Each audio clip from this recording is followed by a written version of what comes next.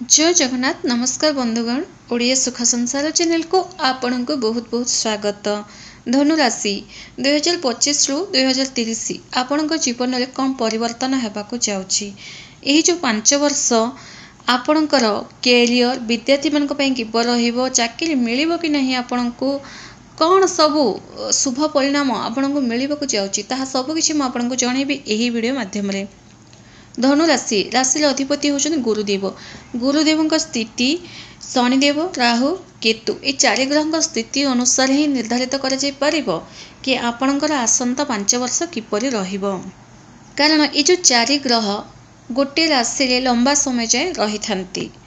शनिदेव 29 मार्च 2025 रु फेब्रुआरी 2028 जाए आपणकर चतुर्थ घरे रहिबे। शनिदेव चतुर्थ घरे रहिबा आपणक पई अनेक शुभ फल आणुचंती। घर परिवार लोकंक सह जदि आपणकर किछि राग रुषा मनांतर चलीची कली झड़ा बारंबार होची आपणक कथार किछि महत्व दउनांती तो शनिदेव जेबे आपणकर चतुर्थ घर को आसीबे घर परिवार लोकंक भितरे आपणकर कथार गोटे इम्पोर्टेंस देबाकू लागिबे एवं आपणक कथार सुनिबाकू लागिबे एवं ता सह स्नेह प्रेम रहिबो।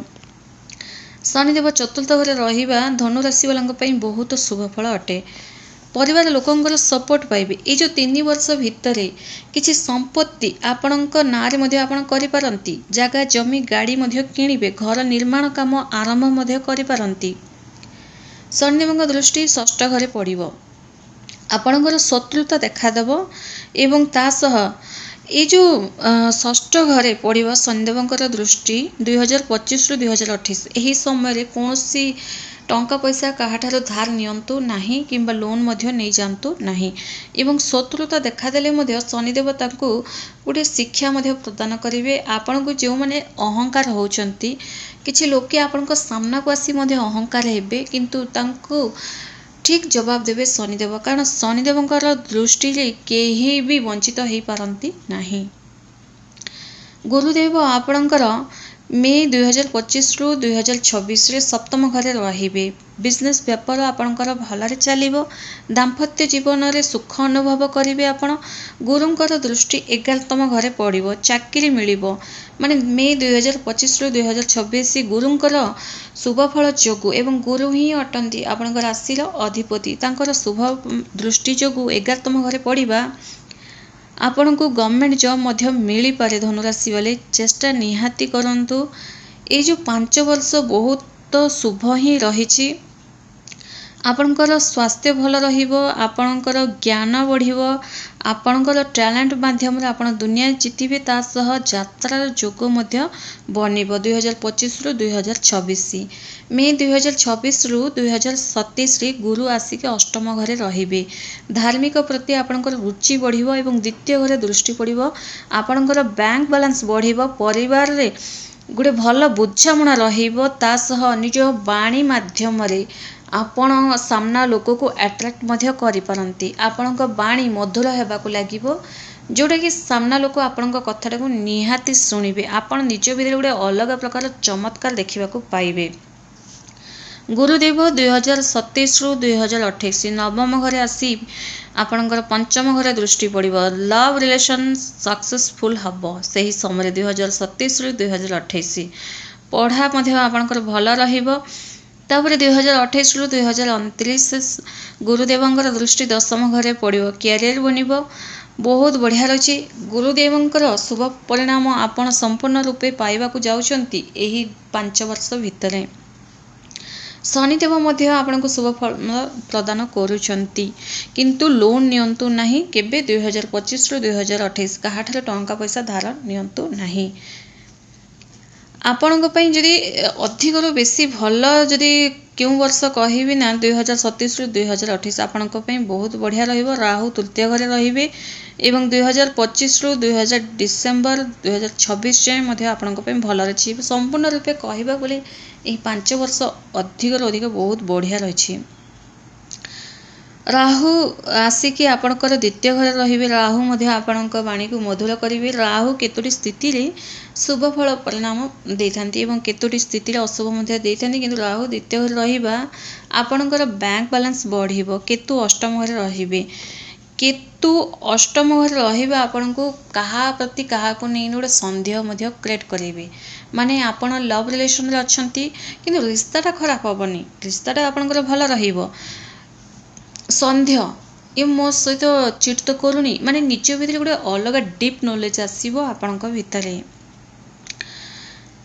2028 रु 2029 राहु आसी लग्न रे रहिबे मेरिट लाइफ उपरे टिके ध्यान देबाको पड़िबो राहु जेमति मो टिके कहिली किछि क्षेत्र राहु शुभ फल प्रदान करिथांती किंतु किछि क्षेत्र रे अशुभ फल मध्य प्रदान करथांती राहु जेबे चंद्रमा को उपरे स्थिति होइथांती 2028 रु 2029 लग्न राशि विराजमान हेबे तो सही समय रे आपनका मेरिट लाइफ को आपण ध्यान देबाको ही पड़िबो धनु राशि बेले आपणक पई सब किछि भल रहिछि खाली मेरिट लाइफ उपरे ध्यान देबो 2028 रु 2029 ए वर्षटी ही टिके मेरिट लाइफ रे गड़बड़ देखा जाई पारे धनु राशि बेले आपन को जो शनि 7.5 सरी जाइथिला किंतु ए जे शुभ फल आपण प्राप्ति करि पार नथिले जो मानकर चाकरी जाए हेई नाही बेरोजगार बोलुचंती तांको पई गुडे शुभ समय आसीबा को जाउची शनिदेव जेबे चतुर्थ घर को आसीबे सब किछि आपे आपे मिलिबा को लागिबो आपण